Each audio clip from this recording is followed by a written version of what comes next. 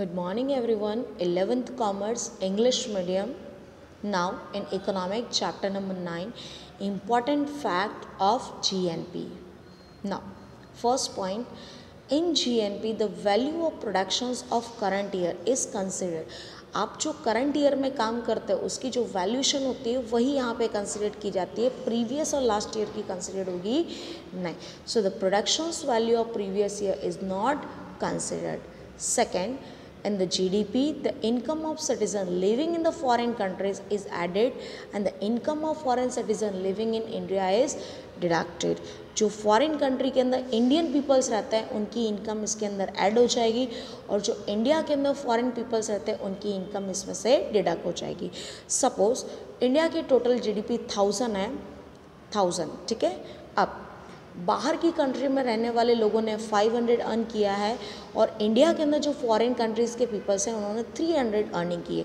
तो जीडीपी हमारी 1000 है, उसमें से 300 हम डिडक्ट कर देंगे जो हमारे इंडिया के अंदर फॉरेन पीपल्स रहते हैं, तो बचा हमारा 700.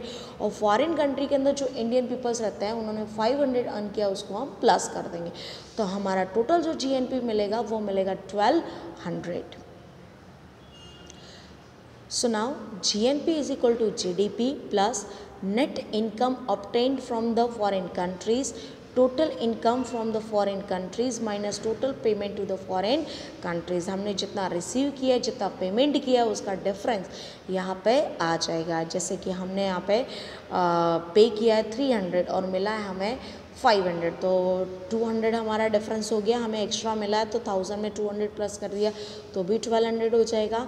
या फिर तो हमने पेमेंट 300 किया तो माइनस किया, जो बचा उसमें अपना 500 ऐड कर दिया है तो भी हमें 1200 मिलेगा. लास्ट पॉइंट आता है, mostly the diagram of GNP are used in practice. Same as GDP की तरह इसका भी डायग्राम प्रैक्टिस में लिया जाता है क्योंकि थियोरेटिकल से ज़्यादा डायग्राम से हमें ये इजीली समझ में आ जाता है. The understanding of GNP is clear from the diagrams. Next point आता है net national product.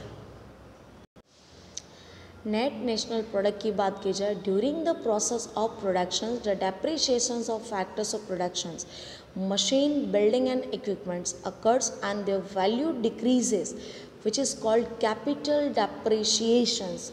Means what? In the production process we can use the factors of productions, machines and building. तो वो जब use होगी तो धीरे धीरे उसकी वैल्यूशन कम हो जाएगी. सो कैपिटल डेप्रिसिएशंस के रूप में ये काउंट होती है. To find out the net national product the amount of depreciation is deducted from the gross national product and remaining is called the net national product. In short में अगर कहा जाए तो NNP is equal to GNP minus depreciation of the building machines and equipments. After deduct depreciation from the monetary value of goods and services produced by citizens of a country is called net national product.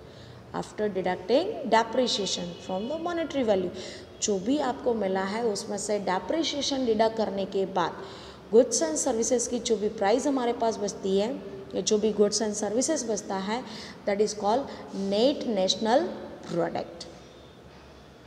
Important fact में हमारे पास first आता है the value of productions of current year after deducting depreciation from the GNP is NNP. जो valuation है हमारे पास GNP की कि foreign country के पर्सन जो इंडिया के अंदर काम करते हैं उनकी इनकम को माइनस कर देना है और जो फॉरेन कंट्री के अंदर इंडियन पीपल्स काम करते हैं उनकी इनकम को प्लस कर देना है. तो इस तरीके से जो हमें जीएनपी मिलती है उसमें से डेप्रिसिएशन अगर हम माइनस करेंगे तो हमें मिल जाता है NNP, net national product. In short हमारी कंट्री ने कितना अर्निंग की है, कितना प्रोडक्ट बनाया है, चाहे कहीं भी रह करके किया हो, that is called net national product.